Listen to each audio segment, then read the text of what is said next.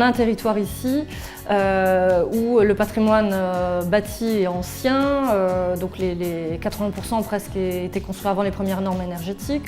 On a une précarité énergétique importante où les ménages ont du mal à régler les factures d'énergie. On a différents facteurs, le Grenelle de l'environnement, enfin un contexte réglementaire favorable qui fait que les partenaires se sont regroupés autour d'un objectif commun, développer l'économie pour l'emploi.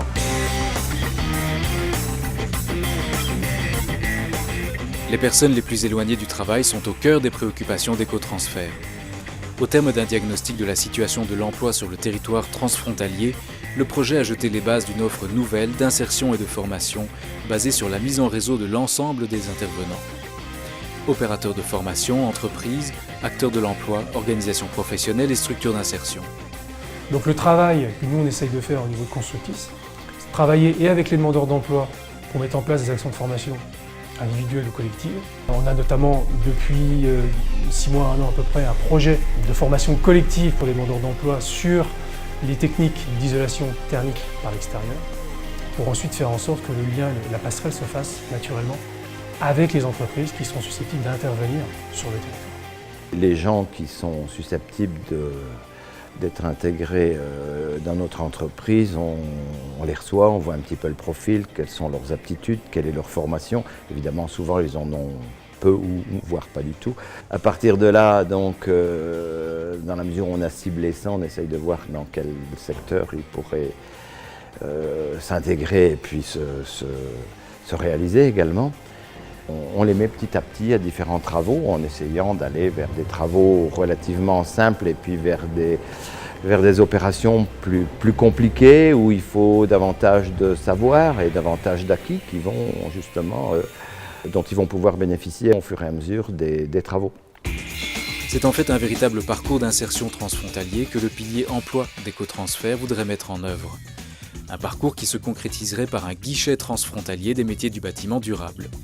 L'objectif, l'ambition, c'est de créer une plateforme métier transfrontalière. C'est-à-dire que les artisans qui vont être en grappe des 3 pays vont pouvoir faire appel à cette plateforme quand ils auront besoin d'une formation pour leurs salariés, mais surtout aussi quand ils auront besoin de recruter. On pourra les accompagner et trouver les publics, les métiers sur lesquels ils cherchent de nouvelles compétences. En résumé, pour atteindre ces objectifs, le 4e pilier d'Écotransfert a organisé des visites de structures d'insertion professionnelle exemplaires. Il a identifié des outils performants de soutien à l'emploi dans l'éco-construction, comme les clauses sociales des appels d'offres ou la méthode d'intervention sur l'offre et la demande, et il a développé un parcours complet de formation. Il a en outre proposé la constitution d'un guichet transfrontalier des métiers du bâtiment durable qui ne demande plus qu'à être mis en œuvre.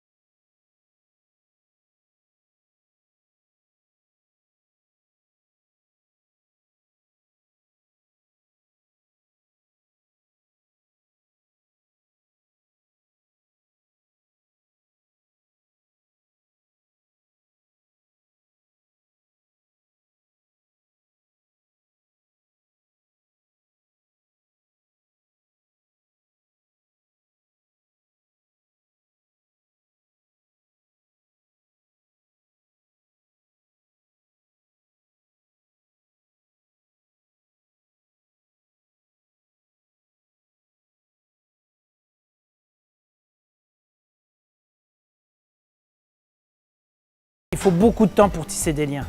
On voit que l'alchimie le prend, il faudra encore, à mon avis, 3-4 ans de travail pour vraiment bien structurer les choses. On voit qu'on est dans un schéma d'équilibre où on échange.